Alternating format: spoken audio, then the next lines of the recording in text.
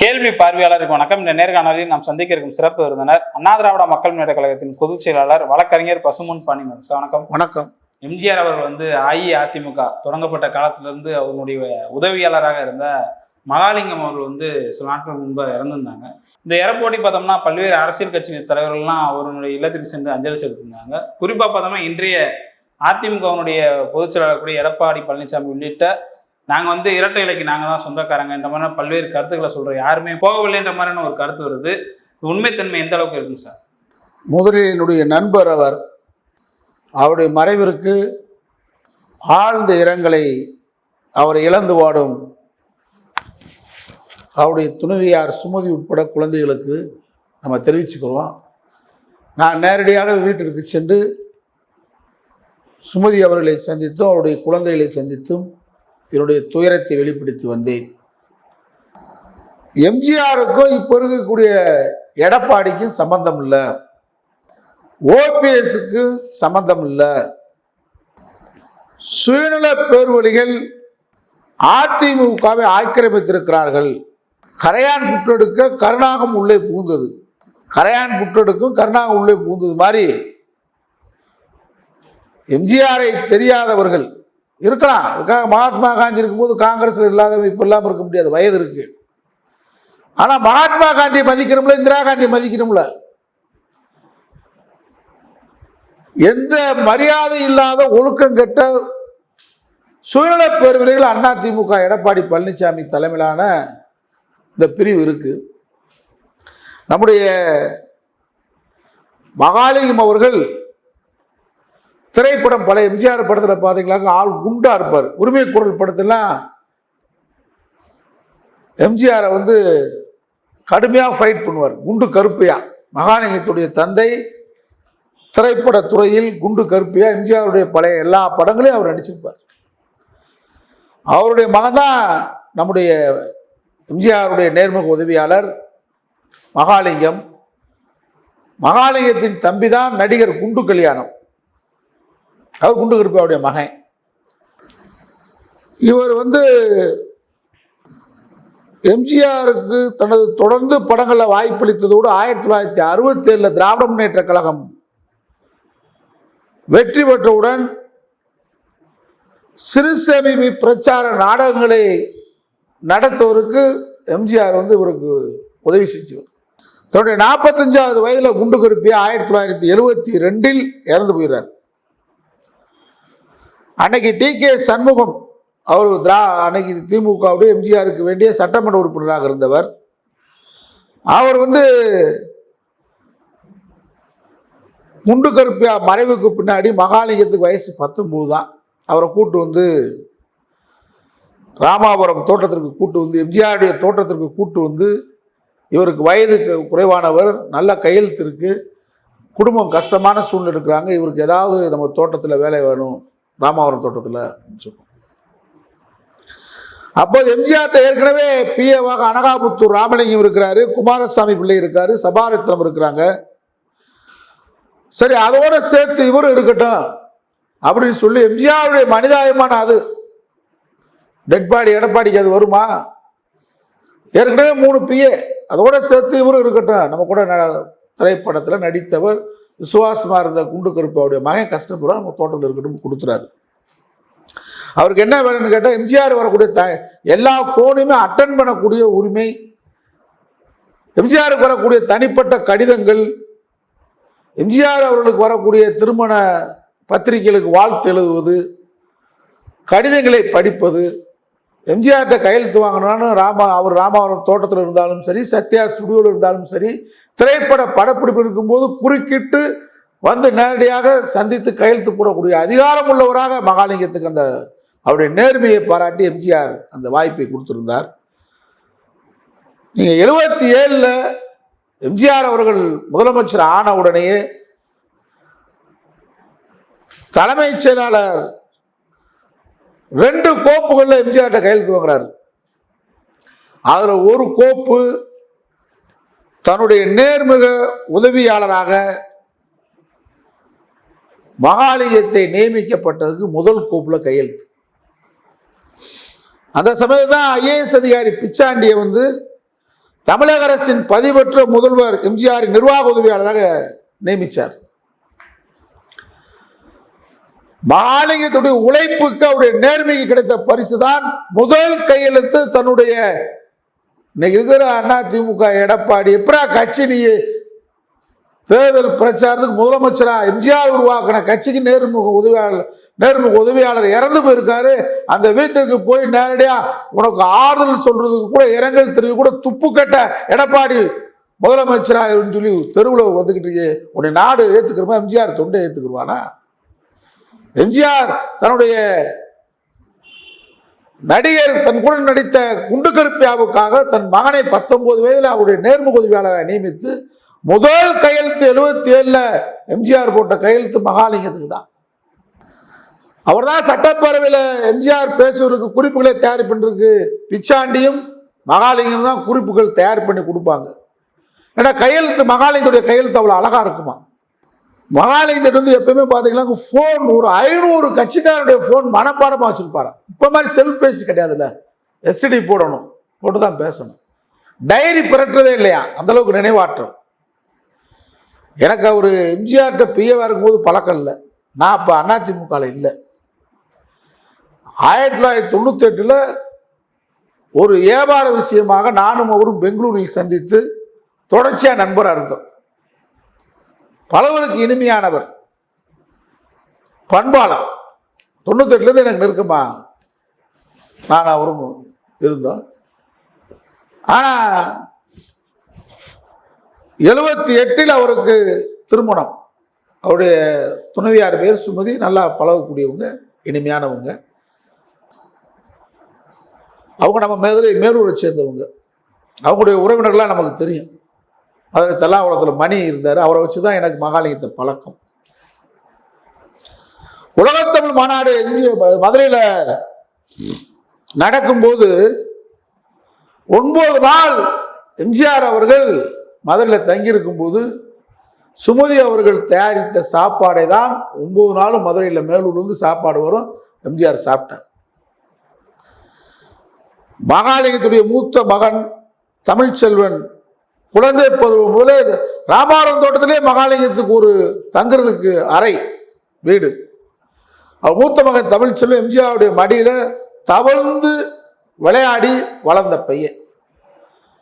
அவருக்கு 2வது பெண் குழந்தை பிறந்துச்சு. எம்ஜிஆர் அவர்கள் சத்யா என்ற பெயர் வைத்தாரு. எம்ஜிஆர் மறைவுக்கு பிறகு எடப்பாடி அம்மா மறைந்த 24 மணி நேரத்தில் அம்மாவின் கல்லறை காய் முன்பே எங்களுக்கு சின்னமான்று ஓடிய கேடுகட்ட கூட்டம் மாதிரி இல்லை எம்ஜிஆர் மகாலிங்கம் இறக்கும் முறை. எம்ஜிஆரின் நேர்முக உதவியாளர் என்ற புகழோடு மறைந்த அந்த புகழ்மிக்க மகாலிங்கத்துக்கு வீர வணக்கம். அவருக்கு ஒரு 6 ஆண்டுகளுக்கு முன்னாடி கண்ணில் நோய் ஏற்பட்டு கண் பார்வை இழந்து தொடர்ச்சியாக அவர் பாதிப்பில் இருந்தார். எம்ஜிஆரால் உருவாக்கப்பட்ட அதிமுக என்கின்ற இந்த இயக்கத்தை கபலீகரம் பண்ணிருக்கிற கேடுகட்ட கூட்டம் ஒரு நாளாவது எம்ஜிஆருடைய உதவியாளர் மகாலிங்கத்தை போய் பார்த்துருப்பீங்களா? வீட்டு பக்கம் போயிருப்பீங்களா? ஆனால் அவர் இருக்கும்போது எவ்வளோ முதலாளிகள், பெரும் முதலாளிகள், ஆலை முதலாளிகள், எத்தனை கட்சிக்காரனை எம்ஜிஆரை பார்ப்பதற்கு அவர் சத்யா ஸ்டுடியோலையும் ராமாவரம் தோட்டத்திலையும் கட்சி அலுவலகத்தில் இருக்கக்கூடிய முகமறிந்து எம்ஜிஆர்ட்ட கூட்டு போனவர் மகாலிங்கம். இந்த கட்சியை கையில் வச்சிருக்க நேரடியாக உன்னால போய் இரங்கல் திருவுக்கு துப்பு கட்ட எடப்பாடிக்கு பேரணி ஒரு கேடா?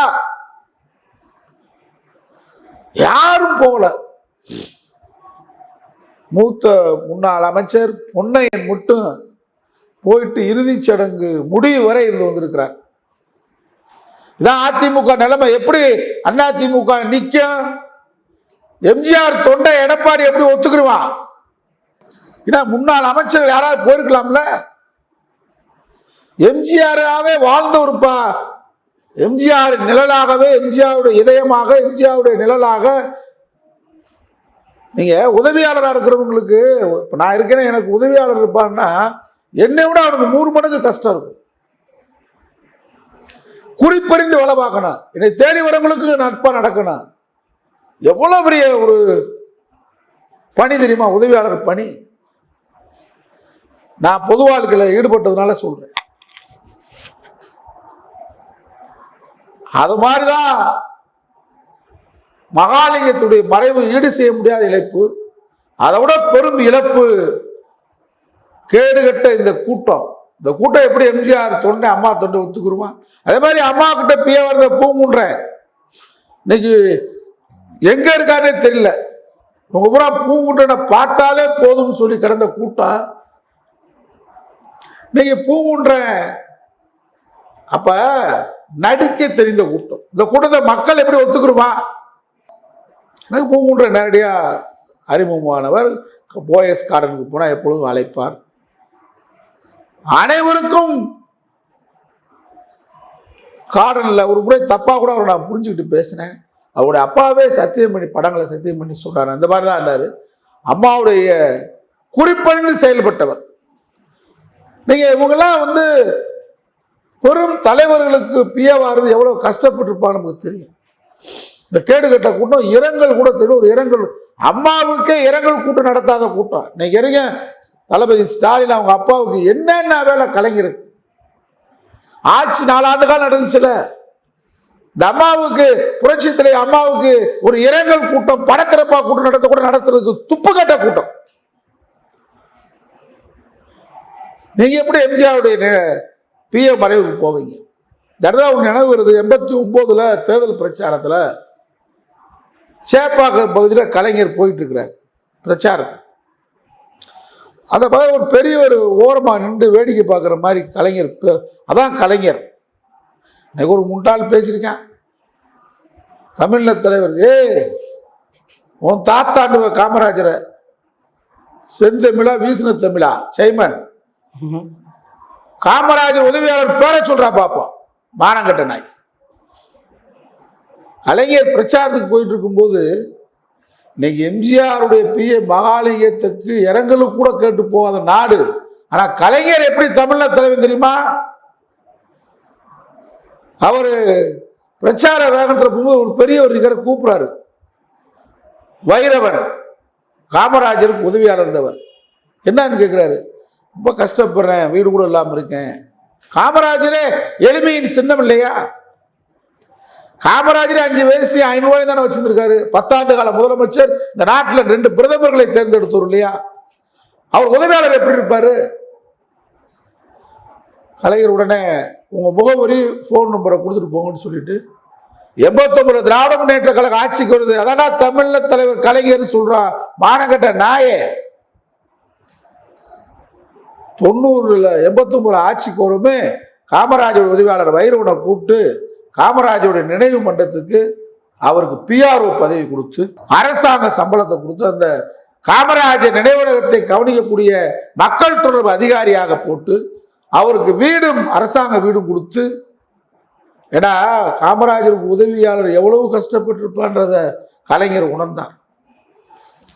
நீ ஒரு பெண்ணுகிட்ட போயிட்டு பாலியல் பணத்துக்காக போனேன்னு சொன்ன நாயை உனக்கு எப்படி அந்த புத்தி வரும்? நாங்களாம் மதிப்போம். இப்ப கலைஞருடைய உதவியாளர் சண்முகநாதர் இருந்தார்.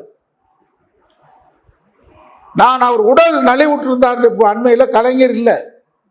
ஒரு 3 ஆண்டுகளுக்கு முன்னாடி நான் அவர் வீட்டுக்கே சென்று உடனே விசாரிச்சுட்டு வந்தேன்.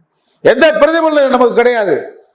இவங்கெல்லாம் கடினமான பொது வாழ்க்கையில் இந்த தலைவர்களுக்கு உழைத்தவர்கள். நேற்றைக்கு கூட ஒரு அறிக்கை கொடுத்திருந்தேன்.